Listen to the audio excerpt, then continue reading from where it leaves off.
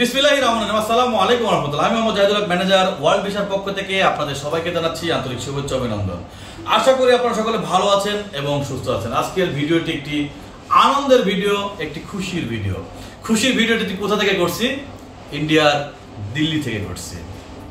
আমাদের যে পাসপোর্ট, যে 20টি পাসপোর্ট ইন্ডিয়ার এম্বাসিতে, সার্বিয়ার এম্বাসিতে ঢুকবে, ঠিক সেই 20টি পাসপোর্ট নিয়ে আপনাদের সামনে আজকে হাজির হয়েছি। ইনশাআল্লাহ এইভাবেই, এই আকারেই সবার পাসপোর্টটি, আমাদের যে 80টা পারমিট রয়েছে তাদের সবার ভিসা এক এক এক এক করে হবে। তো এখন এই বিষয়টি যারা শুনে খুব খুশি হবেন, সেই 20 জনের নাম আমি ঘোষণা করছি।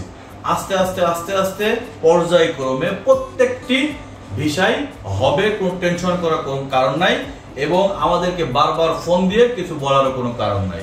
আস্তে আস্তে, আগে তো 2023 সালে বন্ধ ছিল সার্বিয়ার এম্বাসি, এখন খুলেছে। যেহেতু খুলেছে একবার, ইনশাআল্লাহ সবগুলোই আমরা কাজগুলো করাতে সক্ষম হব। তাই যে যে নামের আছেন, যারা যারা যাদের পাসপোর্টটি ঢুকবে ইন্ডিয়াতে আগামীকালকে, মঙ্গলবার, সেই তাদের নামগুলো আমি ঘোষণা করছি।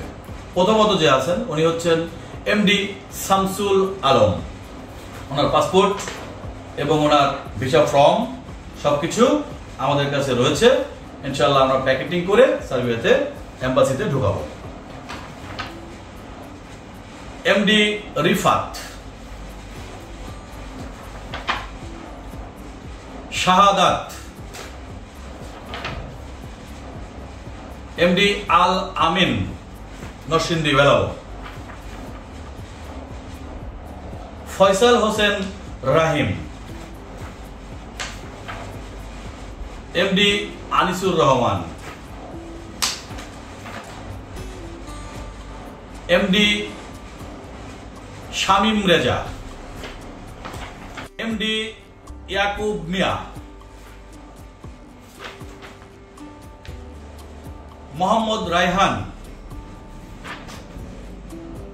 ফরহাদ মিয়া নরসিংদী বেলাও, এমডি মুজাম্মেল হক পাবনা, এমডি আশরাফুল হক,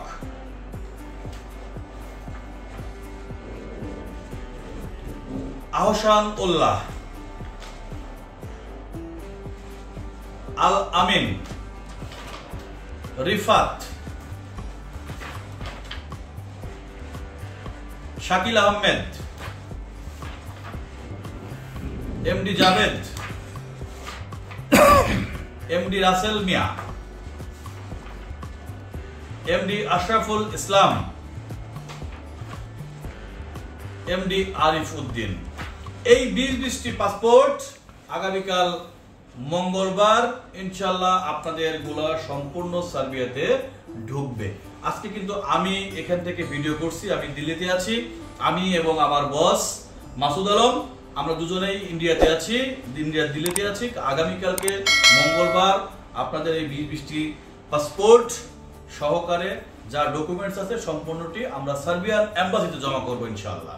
তো সবাই দোয়া রাখবেন আমাদের জন্য, যেন আমরা সম্পূর্ণ কাজগুলো সঠিকভাবে করতে পারি। এই প্রত্যাশা নিয়ে বিদায় দিচ্ছি। আল্লাহ হাফেজ, ভালো থাকবেন।